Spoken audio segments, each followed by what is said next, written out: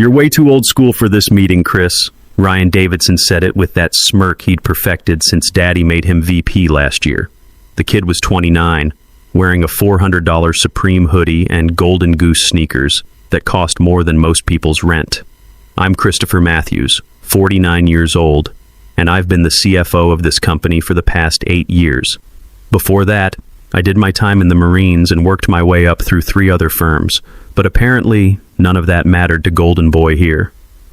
I didn't say anything back, just stood there in my Navy suit, letting the silence stretch until everyone in the room started shifting in their chairs.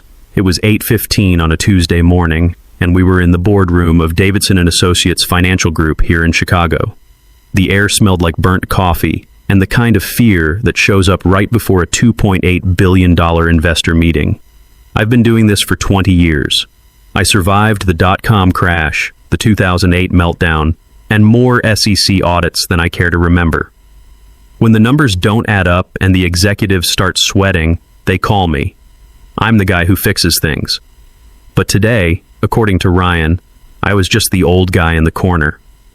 Ryan was pacing around in his designer jeans, checking his phone every 30 seconds, probably looking at his crypto portfolio or whatever influencer he was following this week.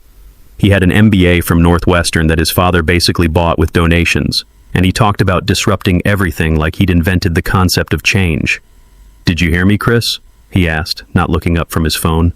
"Jennifer Stone is expecting innovation, not some boring PowerPoint about balance sheets. You look like my dad's accountant from the 80s. The 3 junior analysts in the corner suddenly became very interested in their laptops. They knew who I was. They knew I'd pulled this company out of the fire more times than they could count. But they also knew Ryan was Anthony Davidson's son, and in family businesses, blood beats competence every single time.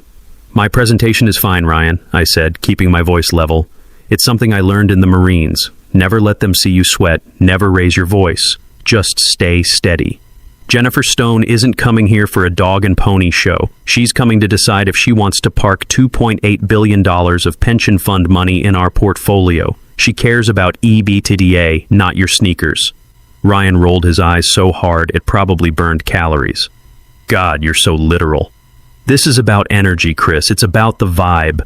Dad said I'm leading this pitch because we need fresh thinking. You're here for backup, you know, if we need someone to explain the boring stuff." I looked at him, really looked at him. I saw what he was, a scared kid playing dress-up in a boardroom he had no business being in, and I felt something snap inside me. Not loud, like a bone breaking, but quiet, like a wire finally